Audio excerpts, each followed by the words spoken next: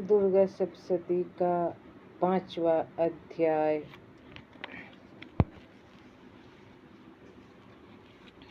ओम।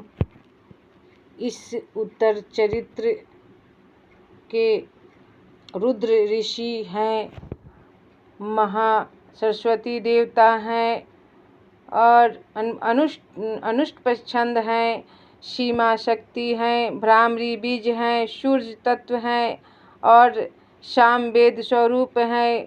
महासरस्वती की प्रसन्नता के लिए उत्तर चरित्र पाठ में इसका विनियोग किया जाता है, जो अपने कर कमलों में घंटा, शूल, हल, शंख, मुसल, चक्र, धनुष और बाण धारण करती है। शरद ऋतु के शोभा संपन्न चंद्रमा के समान जिनकी मनोहर कांति है, जो तीनों लोकों की आधारभूता और शुंभ आदि दैत्यों का नाश करने वाली है, तथा गौरी के शरीर से जिनका प्रकट हुआ है, उन महा सरस्वती देवी का मैं निरंतर भजन करता हूँ। ऋषि कहते हैं, पूर्व काल में शुंभ और निशुंभ नामक असुरों ने अपने बल के घमंड में आकर शचीपति इंद्र के हाथ से तीनों लोकों का राज और यज्ञ भाग छीन लिया। वे ही दोनों सूर्य, चंद्रमा, कुबेर, यम और वरुण के अधिकार का भी उपयोग करने लगे। वायु और अग्नि का कार्य भी वे ही करने लगे। उन दोनों ने सब देवताओं को अपमानित, राजभ्रष्ट, पराजित तथा अधिकारहीन करके स्वर्ग से निकाल दिया। उन दोनों महान असुरों से तिरस्कारकृत देवताओं ने अपराजिता देवी का स्मरण किया और सोचा, जगदम्बा ने हम लोगों को वर दिया था कि आपातिकाल में स्मरण करने पर मैं तुम्हारी सब आपातियों का तत्काल नाश कर दूंगी। यह विचार कर देवता गिरिराज हिमालय पर गए और वहां भगवती विष्णु माया की स्तुति करने लगे। तब देवता बोले, देवी को नमस्कार है, महादेवी शिव को सर्वदा नमस्कार है, प्रकृति एवं भद्रा को प्रणाम है। हम लोग नियम पूर्वक जगदम्बा को नमस्कार करते हैं, रौद्रा को नमस्कार है, नित्या गौरी एवं धात्री को बारंबार नमस्कार है, ज्योतिषनामयी चंद्र रूपिणी एवं सुख रूपा देवी को संतत प्रणाम है। शरणागतों का कल्याण करने वाली बुद्धि एवं सिद्धि रूपा देवी को हम बारंबार नमस्कार करते हैं। नेतृति राक्षसों की लक्ष्मी, राजाओं की लक्ष्मी तथा स्वार्णी शिवपत्नी स्वरूपा आप जगदम्बा को बार बार नमस्कार है। दुर्गपारा, दुर्गम संकट से पार उतारने वाली, सारा सबकी सारभूता, सर्वकारिणी ख्याति कृष्णा और धूम्रा देवी को सर्वदा नमस्कार है। अत्यंत सौम्य तथा अत्यंत रौद्र रूपा देवी को हम नमस्कार करते हैं, उन्हें हमारा बारंबार प्रणाम है। जगत की आधारभूता कृत्य देवी को बारंबार नमस्कार है। जो देवी सब प्राणियों में विष्णु माया के नाम से कही जाती है, उनको बारंबार नमस्कार है। जो देवी सब प्राणियों में चेतना कहलाती है, उनको बारंबार नमस्कार है। जो देवी सब प्राणियों में बुद्धि रूप से स्थित है, उनको बारंबार नमस्कार है। जो देवी सब प्राणियों में निद्रा रूप से स्थित है, उनको बारंबार नमस्कार है। जो देवी सब प्राणियों में क्षुधा रूप से स्थित है, उनको बारंबार नमस्कार है। जो देवी सब प्राणियों में छाया रूप से स्थित है, उनको बारंबार नमस्कार है। जो देवी सब प्राणियों में शक्ति रूप से स्थित है, उनको नमस्कार, उनको नमस्कार, उनको बारंबार नमस्कार है। जो देवी सब प्राणियों में तृष्णा रूप से स्थित है, उनको नमस्कार, उनको नमस्कार, उनको बारंबार नमस्कार है। जो देवी सब प्राणियों में शांति क्षमा रूप से स्थित हैं, उनको नमस्कार, उनको नमस्कार, उनको बारंबार नमस्कार है। जो देवी सब प्राणियों में जाति रूप से स्थित है, उनको नमस्कार, उनको नमस्कार, उनको बारंबार नमस्कार है। जो देवी सब प्राणियों में लज्जा रूप से स्थित है, उनको नमस्कार, उनको नमस्कार, उनको बारंबार नमस्कार है। जो देवी सब प्राणियों में शांति रूप से स्थित है, उनको नमस्कार, उनको नमस्कार, उनको बारंबार नमस्कार है। जो देवी सब प्राणियों में श्रद्धा रूप से स्थित है, उनको नमस्कार, उनको नमस्कार, उनको बारंबार नमस्कार है। जो देवी सब प्राणियों में कांति रूप से स्थित है, उनको नमस्कार, उनको नमस्कार, उनको बारंबार नमस्कार है। जो देवी सब प्राणियों में लक्ष्मी रूप से स्थित है, उनको नमस्कार, उनको नमस्कार, उनको बारंबार नमस्कार है। जो देवी सब प्राणियों में वृत्ति रूप से स्थित है, उनको नमस्कार, उनको नमस्कार, उनको बारंबार नमस्कार है। जो देवी सब प्राणियों में समृद्धि रूप से स्थित हैं, उनको नमस्कार, उनको नमस्कार, उनको बारंबार नमस्कार है। जो देवी सब प्राणियों में दया रूप से स्थित है, उनको नमस्कार, उनको नमस्कार, उनको बारंबार नमस्कार है। जो देवी सब प्राणियों में तुष्टि रूप से स्थित है, उनको नमस्कार, उनको नमस्कार, उनको बारंबार नमस्कार है। जो देवी सब प्राणियों में माता रूप से स्थित है, उनको नमस्कार, उनको नमस्कार, उनको बारंबार नमस्कार है। जो देवी सब प्राणियों में भ्रांति रूप से स्थित है, उनको नमस्कार, उनको नमस्कार, उनको बारंबार नमस्कार है। जो देवी जीवों के इंद्र वर्ग की अधिष्ठात्री देवी एवं सब प्राणियों में सदा व्याप्त रहने वाली है, उन व्याप्ति देवी को बारंबार नमस्कार है।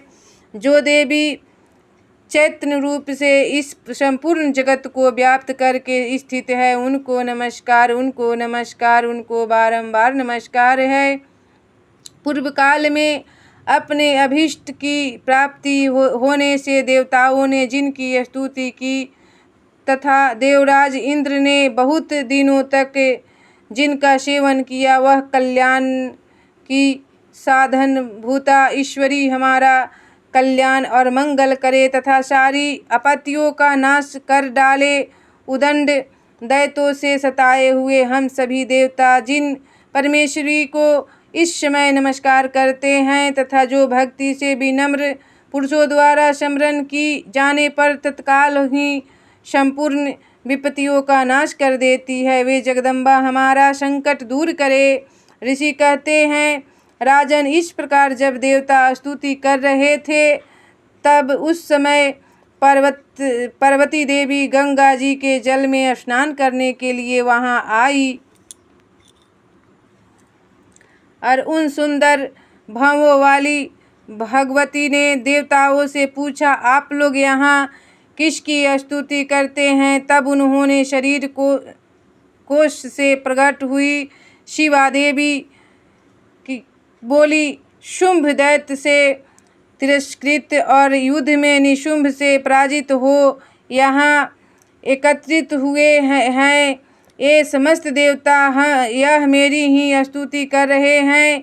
पार्वती जी के शरीर कोश से अंबिका का प्रादुर्भाव हुआ था, इसलिए वे समस्त लोकों में कौशिकी कही जाती है। कौशिकी के प्रकट होने के बाद पार्वती देवी का शरीर काले रंग का हो गया, अतः वे हिमालय पर रहने वाली कालिका देवी के नाम से विख्यात हुई।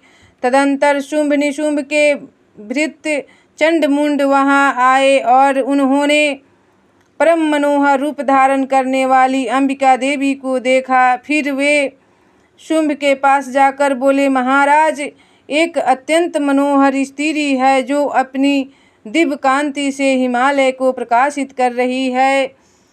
तब वैसा उस उत्तम रूप कहीं किसी ने भी नहीं देखा होगा। असुरेश्वर पता लगाइए वह देवी कौन है और उसे ले लीजिए। स्त्रियों में तो वह रत्न है, उसका प्रत्येक अंग बहुत ही सुंदर है तथा वह अपने श्रीअंगों की प्रभाव से संपूर्ण दिशाओं में प्रकाश फैला रही है।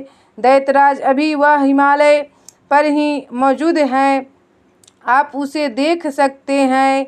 प्रभु तीनों लोकों में मणि शोभा पाते, मणि, हाथी और घोड़े आदि जितने भी रत्न हैं वे सब इस समय आपके घर में शोभा पाते हैं। हाथियों में रत्नभूत ऐरावत यह पराजित का वृक्ष और यह उच्च श्रवा घोड़ा यह सब अपने इंद्र से ले लिया है।